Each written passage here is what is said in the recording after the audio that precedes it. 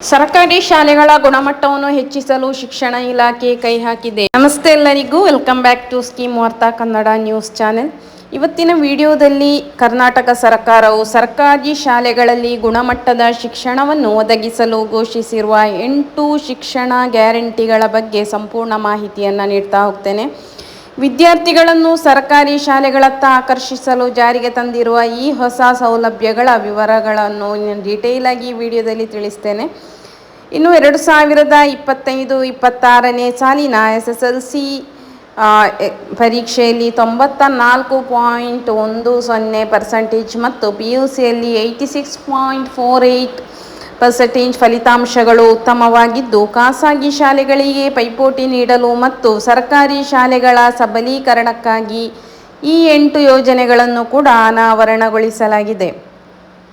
ಈ 8 ಗ್ಯಾರಂಟಿಗಳು ಯಾವುದು ಅಂತ ಹೇಳಿದರೆ, 1. ಶಿಕ್ಷಕರ ಕೊರತೆಗೆ ಕೂಡ ಮುಕ್ತಿ ತರುವಂತಾಗಿದೆ.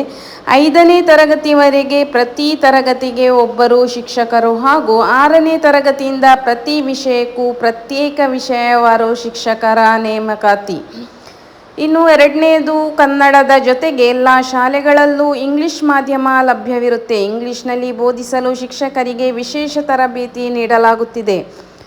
3ನೇ ಗ್ಯಾರಂಟಿ ಅಂತ ಹೇಳಿದರೆ, ಕರ್ನಾಟಕ ಪಬ್ಲಿಕ್ ಶಾಲೆ ಅಂದರೆ KPS ವಿದ್ಯಾರ್ಥಿಗಳಿಗೆ ಉಚಿತ ಸಾರಿಗೆ ವ್ಯವಸ್ಥೆಯನ್ನು ಕಲ್ಪಿಸಲಾಗುವುದು.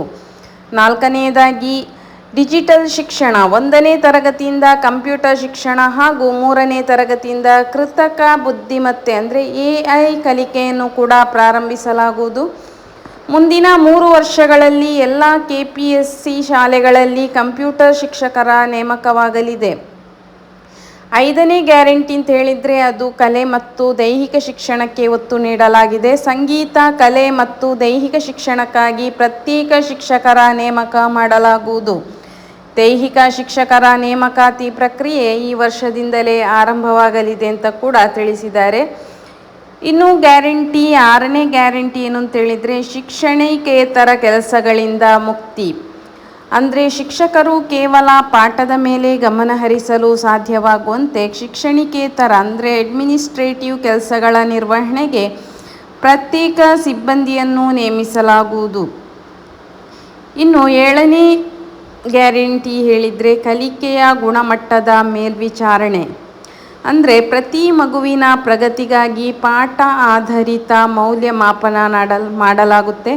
ಪ್ರತಿ 2 ತಿಂಗಳಿಗೊಮ್ಮೆ ಪೋಷಕರು ಮತ್ತು ಶಿಕ್ಷಕರ ಕಡ್ಡಾಯ ಸಭೆಯನ್ನು ಕೂಡ ನಡೆಸಲಾಗುವುದು. ಇನ್ನು 8ನೇ ಗ್ಯಾರಂಟಿ, ಅದು ಕೇವಲ ಶಿಕ್ಷಣಕ್ಕೆ ಮಾತ್ರ ಅಲ್ಲ, ಕೌಶಲ ಶಿಕ್ಷಣ ಮತ್ತು ಸ್ಪರ್ಧಾತ್ಮಕ ಪರೀಕ್ಷೆಗೂ ಕೂಡ ಒತ್ತು ನೀಡಲಾಗಿದೆ.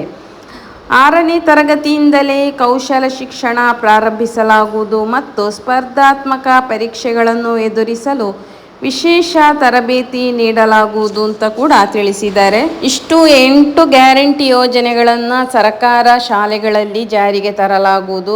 ಅಂದರೆ ಈ ವರ್ಷದಿಂದ ಸರ್ಕಾರಿ ಶಾಲೆಗಳಿಗೆ ಪ್ರೈವೇಟ್ ಶಾಲೆಗಳಂತೆಯೇ ಒತ್ತು ನೀಡಲಾಗುವುದು, ಅದೇ ಶಿಕ್ಷಣವನ್ನು ಕೂಡ ನೀಡಲಾಗುವುದು ಅಂತ ಹೇಳಿ ಸಚಿವ ಮಧು ಬಂಗಾರಪ್ಪ ಅವರು ಹೇಳಿದ್ದಾರೆ.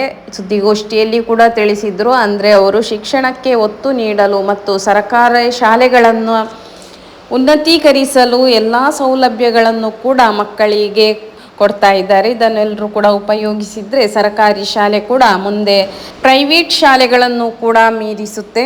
ಸರ್ಕಾರಿ ಶಾಲೆಗಳ ಮೇಲಿನ ವಿಶ್ವಾಸ ಹೆಚ್ಚಿಸುವುದು ಮತ್ತು ಭವಿಷ್ಯದ ಶಿಕ್ಷಣ ವ್ಯವಸ್ಥೆಗೆ ಹೊಸ ದಿಕ್ಕು ನೀಡುವುದು ಈ ಯೋಜನೆಯ ಮುಖ್ಯ ಉದ್ದೇಶ. ನಿರಂತರ ಸುದ್ದಿಗಾಗಿ ಸ್ಕೀಮ್ ವಾರ್ತಾ ಕನ್ನಡ ನ್ಯೂಸ್ ಚಾನೆಲ್ನ ಸಬ್ಸ್ಕ್ರೈಬ್ ಮಾಡಿ, ಫಾಲೋ ಮಾಡಿ, ಲೈಕ್ ಕೊಡೋ ಮೂಲಕ ಶೇರ್ ಮಾಡಿ.